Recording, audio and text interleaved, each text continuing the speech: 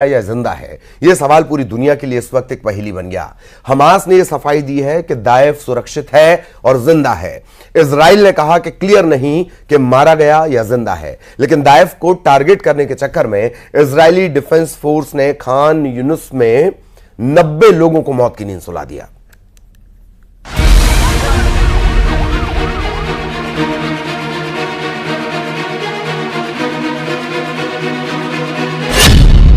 Netanyahu को मिली सबसे बड़ी कामयाबी, इजराइल का सबसे बड़ा ऑपरेशन।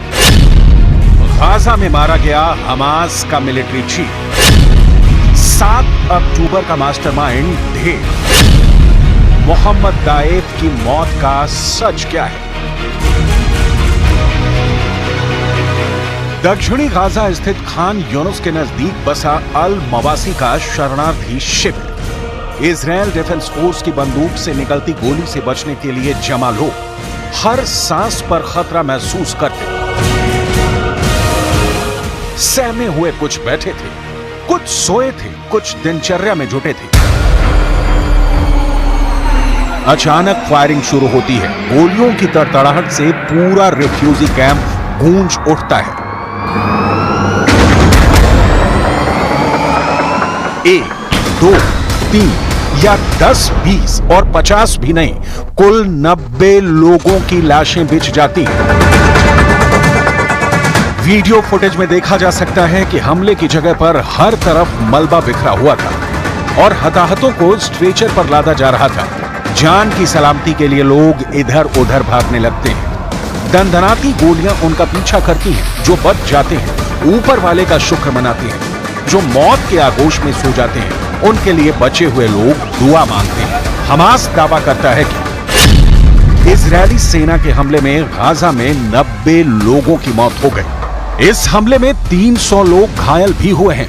हमास कहता है कि नेतन्याहू नरसंहार करवाकर युद्ध विराम रोकना चाहते हैं।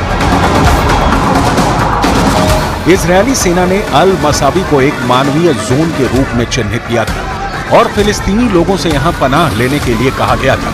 लेकिन फिर ऐसा क्या हुआ कि यहां इजरायली डिफेंस फोर्स ने लाशें ही लाशें बिछा दी। इजरायल ने सफाई दी है कि यह हमला हमास के मिलिट्री चीफ और उसके सहयोगी रफा सलमा को निशाना बनाकर किया गया था। तो क्या मारा गया हमास का आर्मी चीफ? इजरायल के पीएम बेंजामिन नेतन्याहू ने मोहम्मद दाइफ की मौत की खबर पर क्या कहा? अगर मारा गया मोहम्मद दाइफ तो मौत की पुष्टि अब तक क्यों नहीं हो सकी है? मोहम्मद दाइफ की मौत का सच क्या है? इन सारे सवालों के जवाब हवा में तैर रहे हैं, क्योंकि हमास तो इसकी पुष्टि करने से रहा और जो इजरायल कह रहा है उससे भी मोहम्मद दाइफ के मारे जाने की हकीकत सामने नहीं आ रही है। इजरायल के प्रधानमंत्री बेंजामिन नेतन्याहू ने प्रेस कॉन्फ्रेंस में कहा सेना के जनरलों से मशवरे के बाद इस ऑपरेशन को हरी झंडी दी थी। वो जनरलों से जानना चाहते थे कि हमले की जगह के नजदीक कोई बंधक तो नहीं है, या फिर इस हमले से इजरायल को कितना नुकसान हो सकता है। वो ये भी जानना चाहते थे कि हमले में किस तरह के हथियार इस्तेमाल किए जाएंगे। हम किसी भी तरह से हमास की पूरी लीडरशिप को पकड़ लेंगे। दूसरी तरफ हमास का कहना है कि नेतन्याहू ये दावा कर रहे हैं कि संगठन के सभी टॉप नेता इजरायली हमले का निशाना थे, लेकिन ये दावा गलत है। लेकिन ना तो नेतन्याहू की ओर से क्लियर हो पा रहा है कि मोहम्मद दाइफ मारा गया या जिंदा है, ना ही हमास की ओर से। इजरायली सेना के रेडियो ने बताया कि दाइफ खान यूनुस के पश्चिम में स्थित अल मवासी की एक इमारत में छिपा हुआ था। लेकिन सवाल फिर वही कि हमास आर्मी चीफ मोहम्मद दाइफ की मौत का सच क्या है?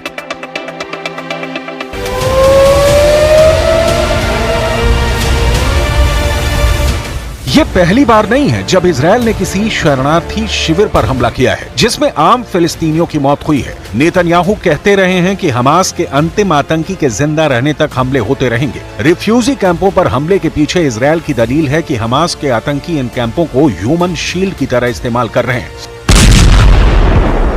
उन्हें लगता है कि ये आम लोगों के बीच छुपकर खुद को बचा लेंगे। यही वजह है कि इजरायली सेना इन कैंपों को भी टारगेट कर रही है। संयुक्त राष्ट्र की इस आलोचना के बावजूद कि इजरायल को हमला करते वक्त इसका खास ख्याल रखना चाहिए। कि किसी सिविलियन की मौत ना हो, लेकिन इजरायली सेना के पास उसकी फुर्सत नहीं है। उसका टारगेट क्लियर है और इस रास्ते में आम आए या आतंकी, सेना की गोली इनमें फर्क नहीं करती, लिहाजा लाशें बिछ रही हैं। लेकिन क्या खान यूनुस के हमले में बिछी लाशों में मोहम्मद दाएफ की भी बॉडी शामिल है? क्योंकि अगर ऐसा है तो ये 8 महीने की जंग में मिली इजरायल की अब तक की सबसे बड़ी सफलता होगी। मोहम्मद दाएफ इजरायल के लिए मौत का दूसरा नाम है। मोहम्मद दाएफ 7 अक्टूबर 2023 को इजरायल में हुए आतंकी हमले के बाद से ही इजरायली डिफेंस फोर्स की टॉप लिस्ट में है। इजरायल के मुताबिक दाएफ ने ही 7 अक्टूबर के हमले की योजना बनाई थी। मोहम्मद दाएफ का कोई भी वीडियो इंटरनेट पर नहीं है। दाएफ की केवल 3 तस्वीरें हैं, एक उसके 20 के दशक की, दूसरी उसकी नकाबपोश और तीसरी उसकी छाया की, जिसका इस्तेमाल वो ऑडियो टेप प्रसारित करने पर करता है। पिछले साल दिसंबर में इजरायल के चैनल 17 ने दाएफ की एक नई तस्वीर प्रकाशित की थी। इसमें उसकी एक आंख गायब दिख रही है। इसके अलावा एक हाथ और पैर में भी गंभीर चोट है। फिलिस्तीन में उसे हीरो का दर्जा हासिल है। गाजा में उसे मेहमान के नाम से भी जाना जाता है, क्योंकि वो कभी ज्यादा दिन किसी जगह पर ठहरता नहीं है और ठिकाना बदलता रहता है। वह स्मार्टफोन और आधुनिक डिजिटल तकनीक का उपयोग नहीं करता है। उसे शैडो मैन भी कहा जाता है। हमास की मिलिट्री विंग का प्रमुख मोहम्मद दाएफ इजरायल के मोस्ट वांटेड दुश्मनों की लिस्ट में टॉप पर है। दाएफ का असली नाम मोहम्मद दियाब अल मसरी है। उसका जन्म साल 1965 में खान यूनुस के एक शरणार्थी शिविर में हुआ था। दाएफ पहली बार 1980 के दशक में हमास के साथ जुड़ा था। गाजा के इस्लामिक यूनिवर्सिटी से जीव विज्ञान की पढ़ाई के दौरान वो मुस्लिम ब्रदरहुड के करीब आया। हमास को मिस्र के मुस्लिम ब्रदरहुड की विचारधारा से जुड़ा माना जाता है। हमास की सैन्य गतिविधियों में शामिल होने के चलते 1989 में इजरायल ने गिरफ्तार कर लिया था और वो 16 महीने जेल में रहा। इजरायल की खुफिया एजेंसी मोसाद तब से ही मोहम्मद दाएफ के पीछे लगी है। मोसाद 7 बार मोहम्मद दाएफ की हत्या की कोशिश कर चुकी है। आखिरी बार 2021 में उसकी हत्या की कोशिश की गई थी, लेकिन हर बार नाकामी ही हाथ लगती है। मोहम्मद दाएफ को लेकर कई तरह की बातें की जा रही हैं। जैसे रॉयटर्स की रिपोर्ट के मुताबिक मोहम्मद दाएफ को सुरंगों का नेटवर्क और बम बनाने में विशेषज्ञता हासिल है। हमास ने अपने कद को बढ़ाते हुए उसने आत्मघाती विस्फोटक दस्ते तैयार किए हैं। दाएफ को वर्ष 2002 में हमास की सैन्य शाखा अल कासम ब्रिगेड का प्रमुख बनाया गया।